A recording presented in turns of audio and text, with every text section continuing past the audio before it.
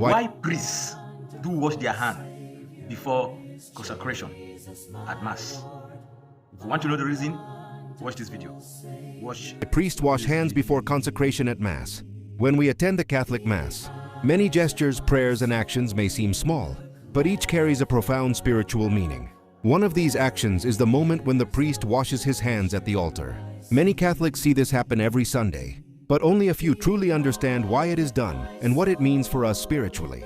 Today, let us take a deep look at why the priest washes his hands during Mass. First, this washing of hands is called the lavabo from the Latin word, meaning I will wash. At this moment, the priest quietly prays a verse from the Psalms. Lord, wash away my iniquity, cleanse me from my sin. This already shows us that the washing is not simply about physical cleanliness. It is about spiritual purification. Before handling the sacred body and blood of Christ, the priest humbles himself, acknowledging his need for God's mercy and asking to be made worthy for such a holy task. Secondly, it is a symbol of inner purity. In ancient Jewish tradition, priests would wash their hands before entering the sanctuary to offer sacrifices to God. The Catholic Church carries on this same spirit. It reminds us that what the priest is about to do, offering the Eucharistic sacrifice, is not ordinary work. It is holy. The washing tells us that we must approach God with clean hands and a pure heart, not only physically but spiritually. Thirdly, the washing of hands teaches the faithful something important.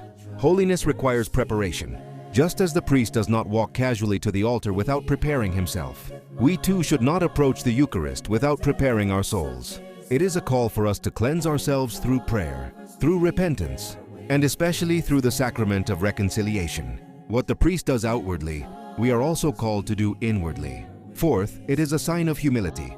The priest admits before God that he is human, weak, and in need of cleansing. Even though he is ordained, even though he has the authority to consecrate bread and wine into the body and blood of Christ, he still acknowledges that he is not perfect. This act of washing hands reminds both priest and people that no one is too holy to seek God's mercy. Finally, the washing of hands points us to Christ himself, who washed the feet of his disciples at the Last Supper. That act of washing was a lesson in humility and purity.